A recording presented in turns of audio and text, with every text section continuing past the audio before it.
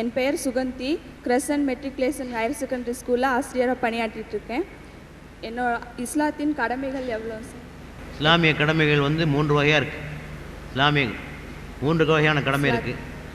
கடவுளுக்கு செய்ய வேண்டிய கடமை, தொழுகை, நோன்பு, ஜக்காத்து, இதெல்லாம் கடவுளுக்கு செய்ய வேண்டிய கடமை.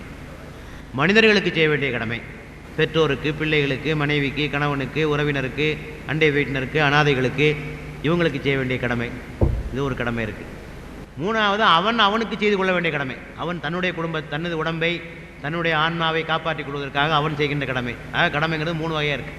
இதை பின்பற்றக்கூடிய இஸ்லாமியர்கள் முழு மனிதர்கள் ஆக முடியுமா? சகோதரர்கள் கேட்கிற கேள்வி, இஸ்லாமிய கடமைகளை பின்பற்றுவதனால் ஒருவன் முழுமையான மனிதனாக ஆக முடியுமா என்று ஒரு கேள்வியை கேட்கிறார். ஆவதற்காகத்தானே அந்த கடமைகள், ஆவதற்காகத்தான் அந்த கடமைகள். ஏனென்றால் இஸ்லாத்தை பொறுத்தவரையில் அதனை நாங்கள் ஒரு மார்க்கம் என்று சொல்கிறோம். பொதுவாக இஸ்லாத்தை நாங்கள் மதம் என்ற பெயரால் சொல்வதில்லை. மதம் என்ற பெயரால் இஸ்லாத்தை நாங்கள் எப்போதும் குறிப்பிடுவதில்லை. மதம் என்று சொன்னால் சில நம்பிக்கைகள், வழிபாடுகள், சடங்குகள், இவற்றை குறிப்பதுதான் மதம். ஆனால் இஸ்லாத்தில் இவையும் உண்டு. ஆனால் இதற்கு மேலும் அதிகமாக உண்டு. நான் சொன்னேன் அல்லவா, அந்த பட்டியல் போட்டேன் அல்லவா, இஸ்லாத்தில் அரசியல் உண்டு, இஸ்லாத்தில் பொருளாதாரம் உண்டு, இஸ்லாத்தில் சமூகவியல் உண்டு, இஸ்லாத்தில் நீதி உண்டு, கல்வி உண்டு, எல்லாம் உண்டு. ஆகவே எல்லாம் உண்டு. இவை எல்லாம் சேர்ந்தால் ஒரு மனிதனை உருவாக்கும். முதலாவதாக எடுத்துக்கொள்வோம் வணக்கங்கள். உதாரணத்துக்கு தொழுகை, நோன்பு, ஜக்காத்து, ஹஜ்ஜு, இந்த கடமை இருக்குது. இந்த கடமை ஒரு மனிதனை உருவாக்குகிறதா? முதலாவது அதை பார்ப்போம். இப்போ தொழுகிறான் அப்படின்னு வச்சுக்கிடுங்க. தொழுகையின் மூலமாக ஒருவனுக்கு கிடைக்கக்கூடிய லாபம் என்ன? முதலாவதாக அங்கிருந்து ஆரம்பிப்போம் இல்லையா? இப்போ தொழுகையின் மூலமாக இறைவனை பற்றிய சிந்தனை வருகிறது. இறைவனை பற்றிய சிந்தனை. 5 நேரம் தொழுகிறான். 5 நேரம் தொழுகிற போது கடவுள் நம்ம பார்த்துக்கிட்டு இருக்கிறாரு, கடவுள் நம்ம பார்த்துக்கிட்டு இருக்காரு, கடவுள் நம்மளை பற்றி கேள்வி கேட்பாரு என்கிற ஒரு உணர்வு உண்டாக்குவதற்கான ஒரு பயிற்சி கிடைக்குது. இது முதல். உண்மையாகவே அவன் பக்தியோடு தொழுதால் தீமைகளை செய்ய மாட்டான். நிச்சயமாக தீமைகளை செய்ய மாட்டான். சடங்காக தொழுதால் செய்வான். நீங்கள் பல பேர் அதான் செஞ்சுட்டு இருக்கான். சும்மா குனிஞ்சு நிமிந்துக்கிட்டே இருக்கானே தவிர ஏதோ சொல்லியிருக்காங்க என்ற ஒரு கடனை கழிப்பதற்காக செய்கிற போது அது எந்த பாதிப்பையும் ஏற்படுத்தாது, தாக்கத்தையும் ஏற்படுத்தாது.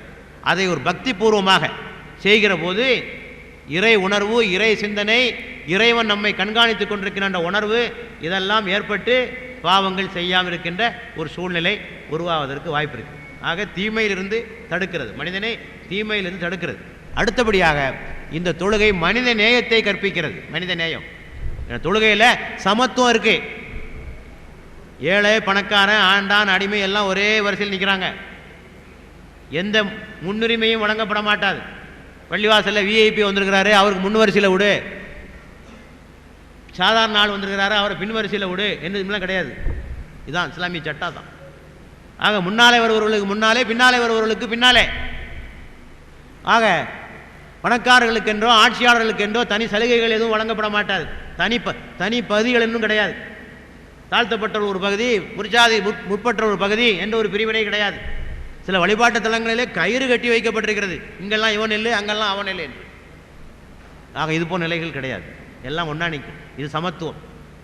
இஸ்லாம் இந்த உலகத்திலே சமத்துவத்தை போதிக்கின்ற மார்க்கம் என்பதை எல்லோரும் ஏற்றுக்கொள்வார்கள். இஸ்லாத்தை கடுமையாக விமர்சனம் செய்யக்கூடியவர்களும் கூட இஸ்லாம் ஜாதிகளற்ற ஒரு சமுதாயம் என்பதை ஏற்றுக்கொள்வார்கள். அதற்கு பல பயிற்சிகள் இருக்குது. அதில் ஒரு பயிற்சி தான் இந்த தொழுகை. ஆக மனித நேயம். அடுத்தபடியாக டிசிப்ளின். தொழுகையில் ஒரு டிசிப்ளின். குறிப்பிட்ட நேரத்தில் தொழுதாக வேண்டும். இவனுக்கு வசதிப்பட்ட நேரத்திலாம் தொழுதில்லை, குறிப்பிட்ட நேரத்தில் தொழுதாகணும். ஒரு தலைவர் இருப்பார், அவருக்கு பின்னால் நிற்கணும், அவர் என்ன சொல்கிறாரோ அதுபடி செய்யணும். இதெல்லாம் ஒரு டிசிப்ளின் கற்றுக் கொடுக்குது. இது தொழுகையில் கிடைக்கிற பயிற்சி. அதே மாதிரி ஜக்காத், தான தர்மம் கொடுத்தே ஆக வேண்டும்.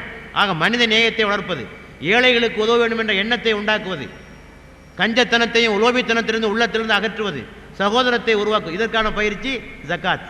அதே போல நோன்பிலே பயிற்சி, உணர்ச்சிகளை கட்டுப்படுத்துவதற்காக இவற்றுக்கான ஒரு பயிற்சி நோன்பில் கிடைக்கிறது. பசி தாகத்தை மட்டும் கட்டுப்படுத்துவதல்ல, நோன்பு நோற்றுக்கொண்டு நோன்பு நோற்றால் நோன்பு முறிந்து போய்விடும். நோன்பு நோற்றுக்கொண்டு புறம் பேசினால், பொய் பேசினால் நோன்பு முறிந்து போய்விடும். ஆக இதுக்கு பயந்து நோம்பில் பேச மாட்டான். நீங்கள் பார்க்கலாம், நோம்பில் யாராவது பேசி பாருங்க, சும்மாரா நோம்பு நோட்டுருக்கன்னு சும்மா இருமா. இப்படி ஒரு 30 நாள் ஒழுங்காக பயிற்சி பெற்றான்னு வைங்க, பயிற்சியாக பெற்றது இயல்பாகவே மாறிவிடும். பயிற்சியாக பெற்றது இயல்பாகவே மாறுவதற்கு வாய்ப்பு இருக்கிறது. இது நோன்பின் மூலமாக கிடைக்கிற பயிற்சி. மனித நேயம் நோன்பில் இருக்கு.